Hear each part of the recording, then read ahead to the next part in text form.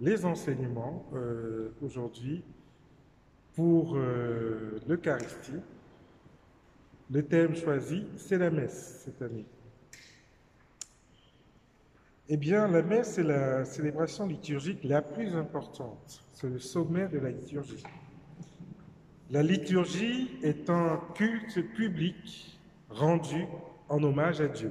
Donc, vous avez vu par le passé qu'il y a plusieurs actes liturgiques dont la messe est le summum.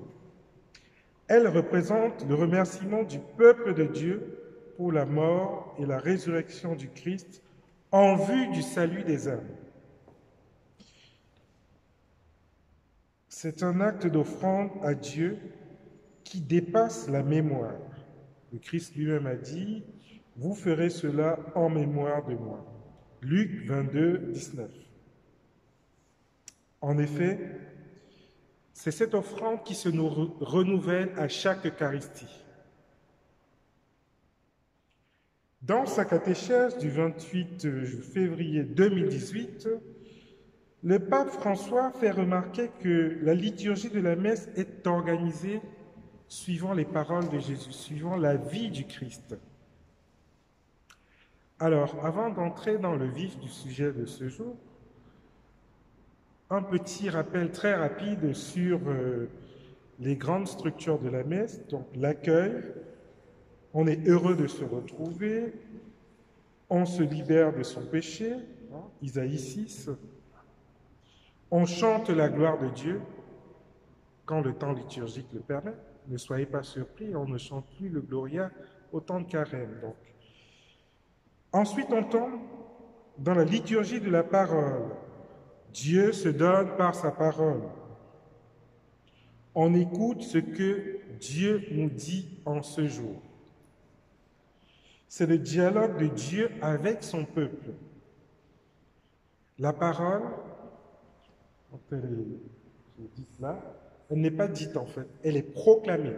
C'est-à-dire que le lecteur, la lectrice, le prêtre, le diacre prête sa voix pour faire résonner la parole de Dieu.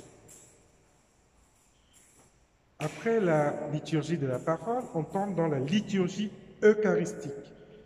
Dieu se donne par son corps et son sang. Le sacrifice spirituel pour la gloire de Dieu et le salut du monde.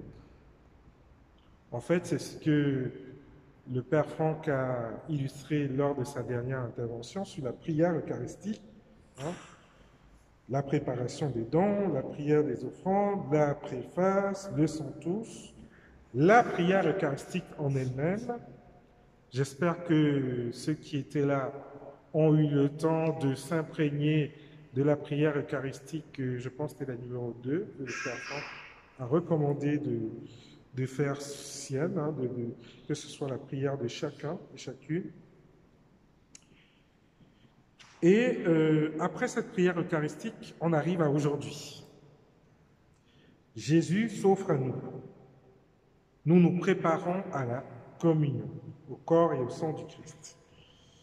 Donc, il y a la communion qui passe par le Notre Père, la paix du Christ, l'Agnus, la communion en elle-même, l'oraison et enfin l'envoi.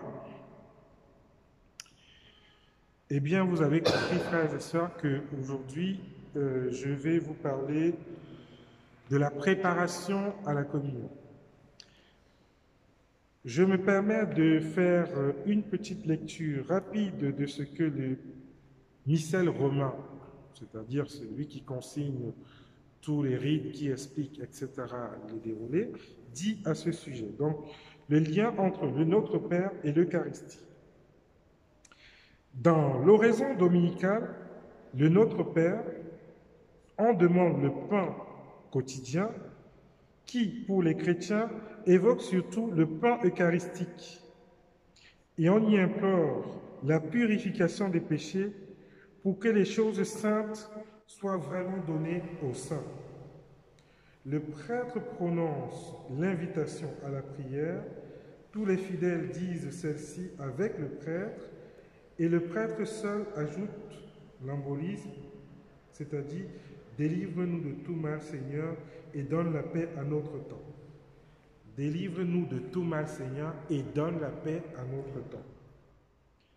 Que le peuple conclut par la doxologie. L'embolisme qui développe la dernière demande de l'oraison dominicale demande pour toute la communauté des fidèles la libération de l'emprise du mal. L'invitation, la prière proprement dite, l'embolisme et la doxologie par laquelle le peuple conclut cet ensemble sont chantés ou dits à haute voix. Et donc là, on a eu le lien entre la prière eucharistique et le Notre Père qui nous glisse dans cette préparation. Le pape François, lui, quand il s'est exprimé sur cette catéchèse il y a déjà 7 ans, donc en 2018, il a intitulé sa catéchèse « La fraction du pain », puisque ça correspond vraiment à la fraction du pain. De quoi s'agit-il? Le prêtre, selon le missel romain, le prêtre rend le pain eucharistique, aidé le cas échéant par le diacre ou un concélébrant. Le geste de la fraction accompli par le Christ à la dernière scène et qui a donné son nom à toute l'Eucharistie, à l'âge apostolique, signifie que les multiples fidèles dans la communion à l'unique pain de vie qui est le Christ, mort et ressuscité pour le salut du monde, deviennent un seul corps. Première lettre de Saint Paul aux Corinthiens 10 à 17. La fraction commence après le rite de la paix et se fait avec le respect qui s'impose en évitant de prolonger sans nécessité ou de lui donner trop d'importance. Ce rite est réservé aux prêtres et aux diacres.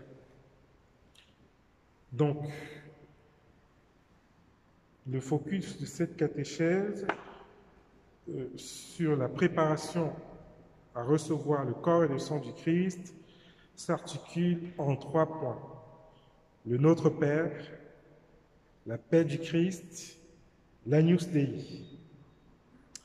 En effet, nous ne pouvons nous rendre au festin des noces de l'agneau sans s'apprêter convenablement. Je ne sais pas si quelqu'un sort de sa maison ici pour venir à la messe en pyjama. Donc, c'est un peu de cet ordre-là. Donc, on constate bien, avec l'attitude des pharisiens, qui n'étaient pas prêts ou qui n'ont pas voulu reconnaître l'envoyé du Père, le Messie attendu. Arrêtons-nous dans l'Évangile selon saint Matthieu, chapitre 22, 34 à 40. En ce temps-là, les pharisiens, apprenant que Jésus avait fermé la bouche aux Sadducéens, se réunirent et l'un d'entre eux, un docteur de la loi, posa une question à Jésus pour le mettre à l'épreuve. « Maître, dans la loi, quel est le plus grand des commandements ?» Jésus répondit, « Tu aimeras le Seigneur ton Dieu de tout ton cœur, de toute ton âme et de tout ton esprit.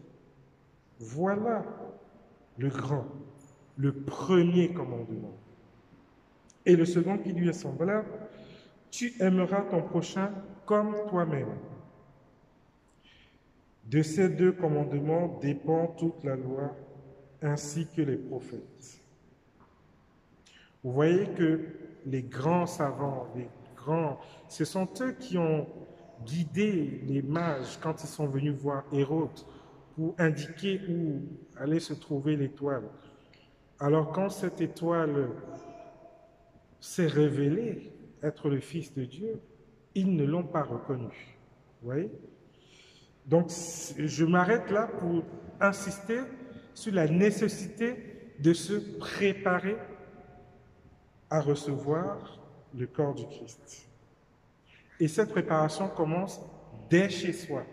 C'est-à-dire qu'avant d'arriver ici, on commence déjà intérieurement à se préparer pour la messe. Donc, le Notre Père, premier point. Le Notre Père est une prière dite par les fidèles avec le prêtre. N'oublions pas que la messe constitue l'actualisation de la scène, de la passion, de la mort et de la résurrection du Christ. C'est une action de grâce orientée vers Dieu le Père par Jésus-Christ dans la communion de l'Esprit Saint. Le Père Franck avait insisté la dernière fois, orienté vers le Père.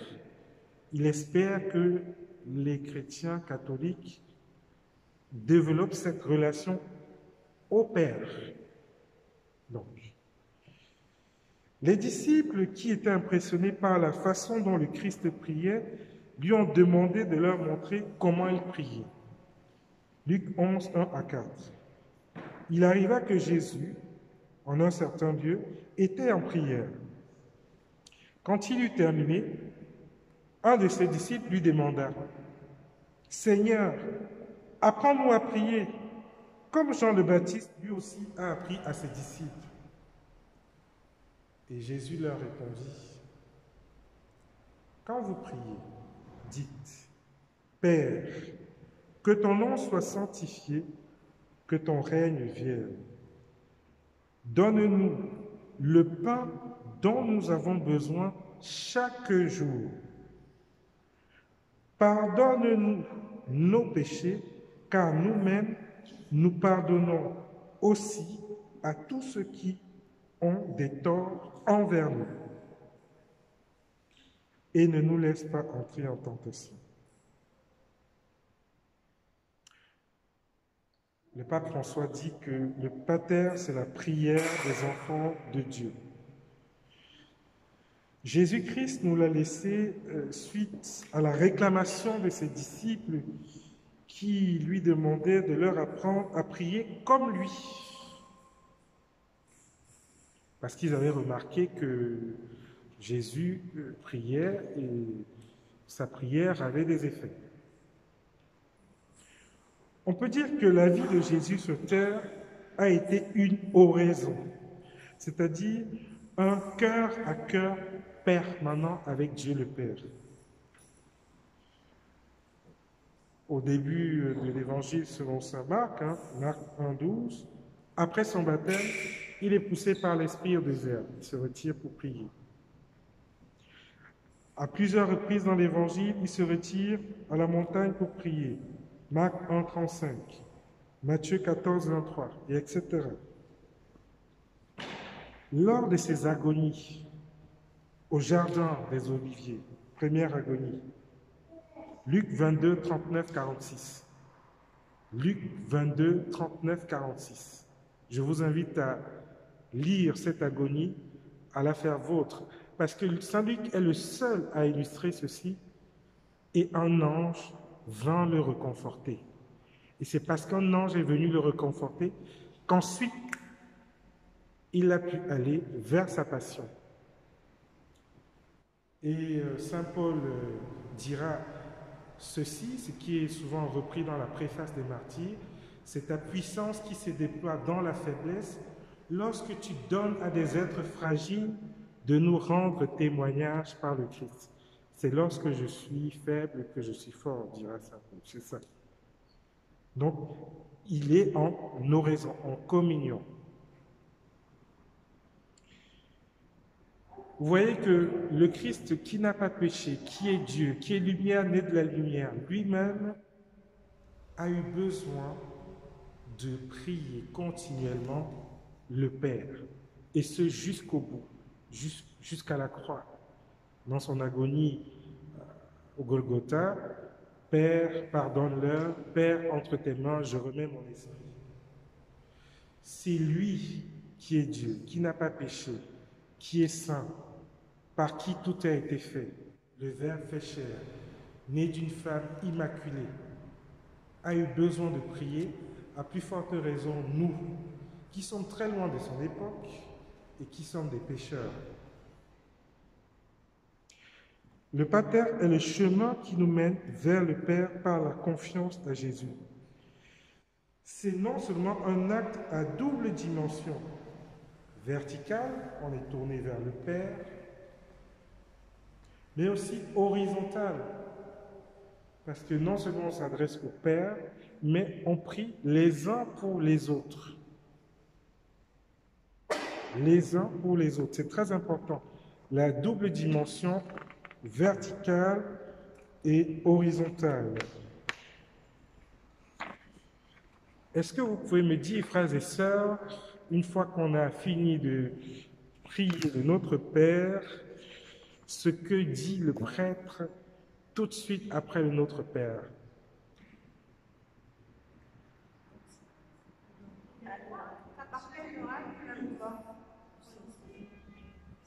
Non, ça, c'est nous les fidèles qui répondons ça. Avant cela, il dit quelque chose.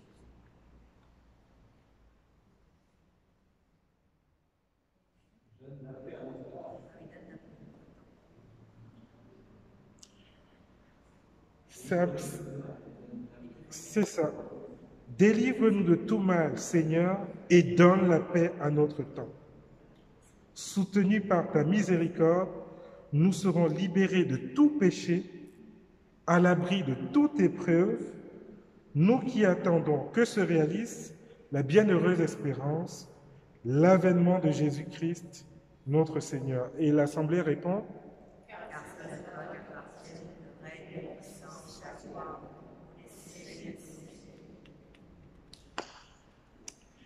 Et bien maintenant qu'on a prié le Père en communauté et on a prié les uns pour les autres, ben il faut passer au concret de cette prière, en acte. Ce qui nous amène à la deuxième partie, la paix du Christ.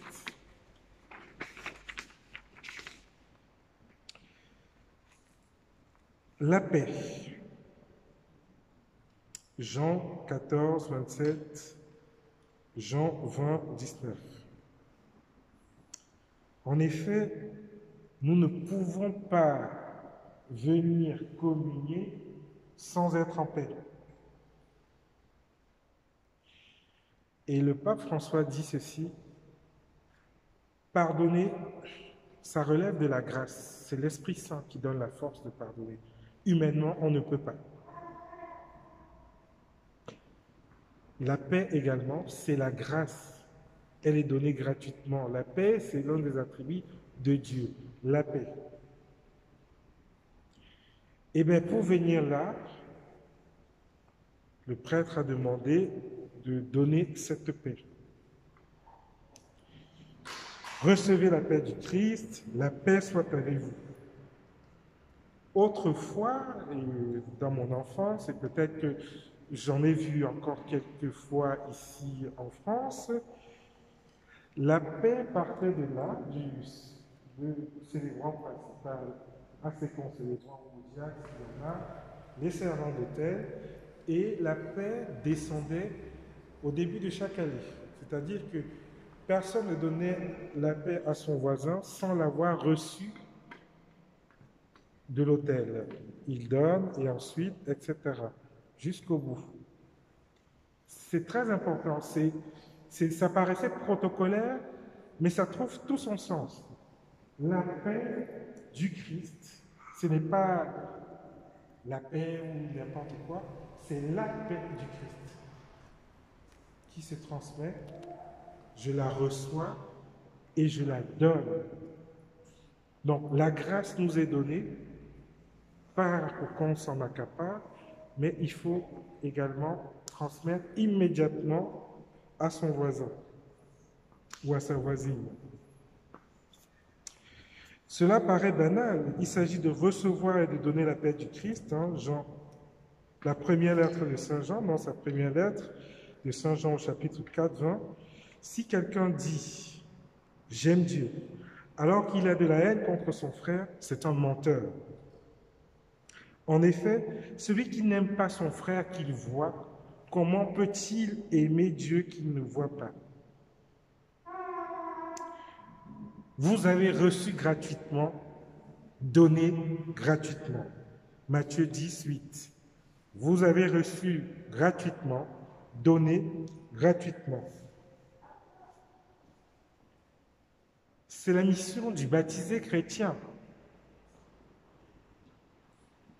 Quand Jésus envoya ses 12 en mission, avec les instructions suivantes, ne prenez pas le chemin qui mène vers les nations païennes, n'entrez dans aucune ville des Samaritains, allez plutôt vers les brebis perdues de la maison d'Israël, suivez votre route, proclamez que le royaume des cieux est tout proche, guérissez les malades, ressuscitez les morts, purifiez les lépreux, expulsez les démons. Vous avez reçu gratuitement, donnez gratuitement. C'est un acte qui va au-delà de l'affection. Ça dit que, oh, celui-là, il m'a mal regardé la dernière fois, donc je ne vais pas aider. Non, ça va au-delà de l'affect. C'est la mission du baptisé.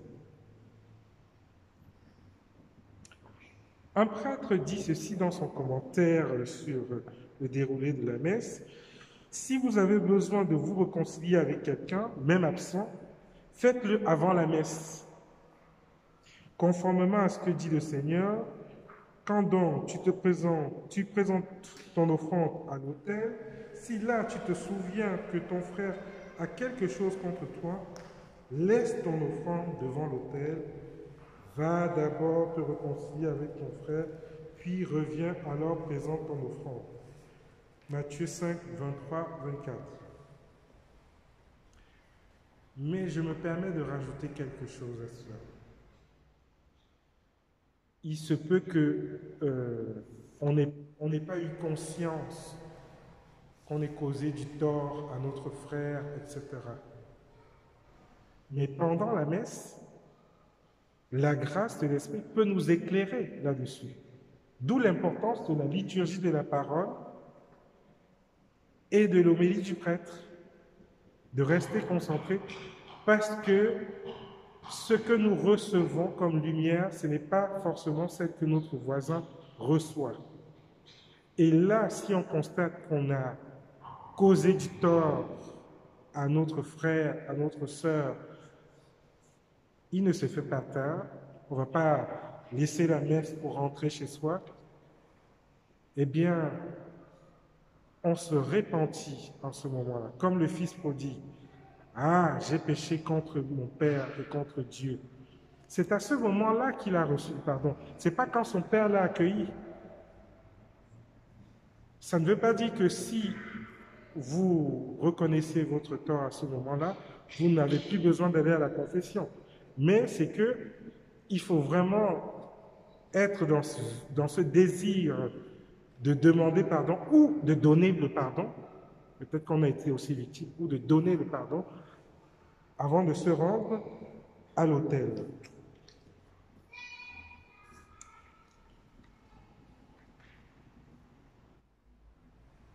Donc, ce n'est pas tard. Si tu consens dans ton cœur à demander ou à accorder le pardon, vis-le. Vis le pardon là. Seigneur Jésus-Christ, tu as dit à tes apôtres,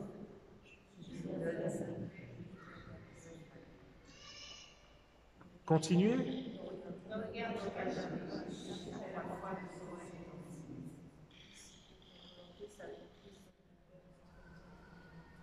Pour que ta volonté s'accomplisse, donne-lui toujours cette paix.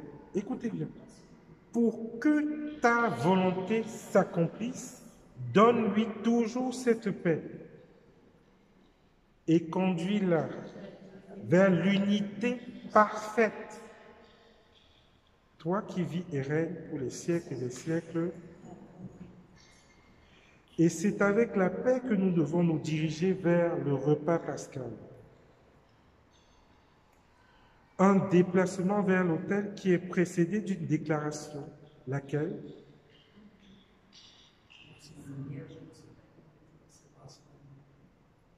Non, avant. Une déclaration ou un chant. L'agneau de Dieu. Et bien voilà. Donc nous devons nous rendre à l'autel comme Saint Jean l'a dit au début de son évangile. Jésus allait dire, voici l'agneau. Si on s'arrête pour faire un petit lien rapide avec toutes les précédentes étapes. Je vous ai dit au début que les pharisiens n'ont pas reconnu l'agneau. Pourtant, c'est eux qui avaient indiqué aux mages l'endroit où le Messie devait naître. Vous voyez que si on ne se prépare pas dès chez soi, dès le Kyrie, dès l'accueil déjà quand on entre, le Kyrie et à l'écoute, on ne sera pas dans une véritable disposition pour reconnaître que ce que nous recevons, c'est l'agneau pascal.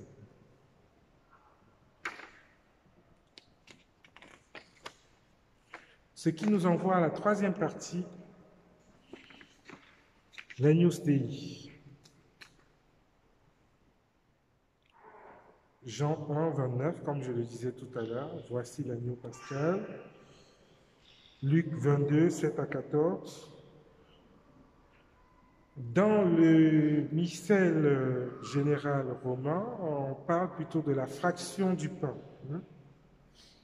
L'Agnus Dei est le chant qui accompagne la fraction du pain. Le prêtre rend le pain et met dans le calice une parcelle de l'hostie, l'immixtion, en disant une prière à voix basse pour signifier l'unité du corps et du sang du Seigneur dans l'œuvre du salut, c'est-à-dire le corps du Christ, Jésus, vivant et glorieux dans l'œuvre de rédemption. Son but est d'accompagner le rite de la fraction et de l'élévation du pain eucharistique. Comme à l'entrée, le chant que nous chantons à l'entrée, au Kyrie, à l'offertoire, à la communion, ce sont des chants qui accompagnent le rite. Il y avait un prêtre à Tours, le regretté Père Pierre Louera. Il prenait vraiment son temps au moment de la fraction. Pain rompu pour nos péchés. C'est très important. Nous sommes souvent pris par le temps, ça défile vite, mais c'est là le cœur de la mission christique en fait. Et c'est très important que nous en soyons conscients pendant la messe. Après avoir prié puis échangé la paix, après avoir prié puis reçu et échangé la paix qui vient de Dieu, l'Esprit Saint insuffle à notre âme la lumière pour reconnaître l'acte d'amour infini dans cette offrande et de chanter à la suite de Saint Jean, voici l'agneau de Dieu qui enlève le péché du monde. Agneau de Dieu qui enlève les péchés du monde. Agneau de Dieu qui enlève les péchés du monde. Agneau de Dieu qui enlève les péchés du monde. Vous voyez qu'on continue d'implorer l'agneau d'avoir pitié de notre faiblesse et de nous donner cette paix. On acclame ici l'acte unique et inouï du sacrifice de l'agneau, insiste le père Michel Wachem. C'est un grand compositeur. Il a écrit beaucoup de musique, c'est un prêtre de Strasbourg, et il a commenté la nouvelle tradition du missel. Il parle de l'acte unique et inouï du sacrifice de l'agneau pascal. C'est dans cette unité que les fidèles sont attendus à la table du Seigneur. Dans cette unité. Ce rite résume, retrace la célébration biblique de l'agneau, depuis l'exode en exil, depuis l'Égypte. Lorsque Dieu a mis en signe devant les maisons des Égyptiens, des Hébreux qui étaient en exil, qui ont brûlé l'agneau depuis l'Égypte, Exode 12, 7 à 8. Donc on y voit là la protection. Toujours dans ce déroulement biblique, dans Isaïe 53, 4 à 7, le sacrifice et la purification. C'est cet Isaïe 53, cet agneau pascal qui est lu le vendredi saint. C'était nos souffrances qu'il portait. L'agneau s'est tué.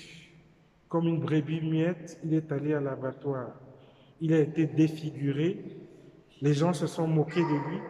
Pourtant, ce sont nos souffrances qu'il portait. Vous voyez, là, le sacrifice et la purification. Dans Jean 1, 29, c'est la révélation. Voici l'agneau de Dieu.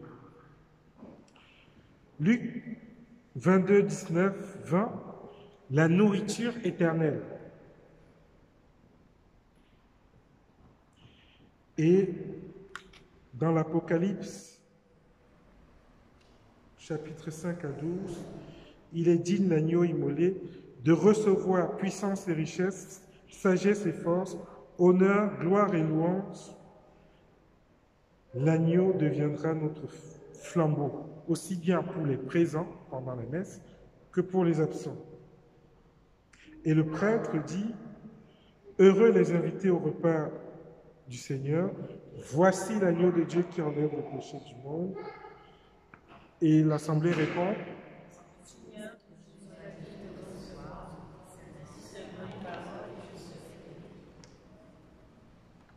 et tout ça dans quel but?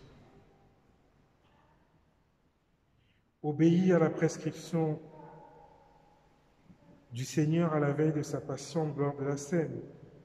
Comme le rappelle saint Paul en Corinthiens, première lettre aux Corinthiens 11, chapitre 11 à 25, « J'ai moi-même reçu ce qui vient du Seigneur et je vous l'ai transmis la nuit où il était livré. Le Seigneur Jésus prit du pain, puis ayant rendu grâce, il le rompit et dit, « Ceci est mon corps qui est pour vous.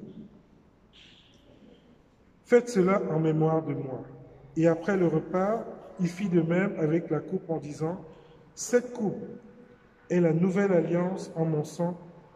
Chaque fois que vous la boirez, faites cela en mémoire de moi. » Il s'agit de faire cela en mémoire du Seigneur. Pourquoi? Pour se disposer à recevoir le corps et le sang du Christ pour devenir ce que nous recevons, c'est-à-dire le corps du Christ. Donc, je rappelle que le chrétien est prêtre, prophète et roi. Il prie, le prêtre, vocation sacerdotale, prophète, il annonce la parole, roi, il est au service. Prêtre, prophète et roi.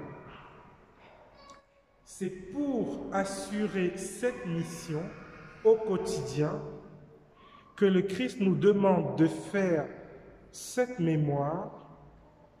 Et dans ce sacrifice unique, on n'a plus besoin d'aller faire autre sacrifice ailleurs. Le baptisé ne doit faire aucun autre sacrifice, car il y a eu déjà celui de l'agneau pascal. Parce que nous avons besoin continuellement, et c'est pour ça qu'il y a des liturgies de messe tous les jours et le dimanche, parce que nous avons besoin de cette force qui est le corps du Christ pour devenir le corps du Christ. Et comme nous allons chanter d'ici quelques instants, pour pouvoir aimer comme il est. Il a dit aux pharisiens, il n'y a pas de plus grand commandement que d'aimer Dieu et son prochain comme soi-même. Devenez ce que vous recevez, devenez le corps du Christ. Devenez ce que vous recevez, vous êtes le corps du Christ. Baptisés en un seul esprit, nous ne formons tous un seul corps. Abonnés de l'unique esprit, nous avons un seul Dieu et Père. Devenez ce que vous recevez, devenez le corps du Christ. Devenez ce que vous recevez, vous êtes le corps du Christ. Vous voyez, dans d'autres couplets, nous pouvons aimer comme il aime, purifiés par le sang du Christ et réconciliés avec Dieu, sanctifiés par la vie du Christ, nous goûtons la joie du royaume. Vous êtes le corps du Christ, rassemblés à la même table, nous formons un peuple nouveau. Bienheureux sont les invités au festin des noces éternelles, appelés par Dieu notre Père à devenir saints comme lui. Nous avons revêtu le Christ, nous portons la robe nuptiale pour aller dans le monde, et ça commence dès chez soi, pour être des Christ, parce que nous avons reçu le Christ, le corps du Christ. C'est ça la vocation du baptisé. C'est ça le cœur de la messe. Amen. Amen.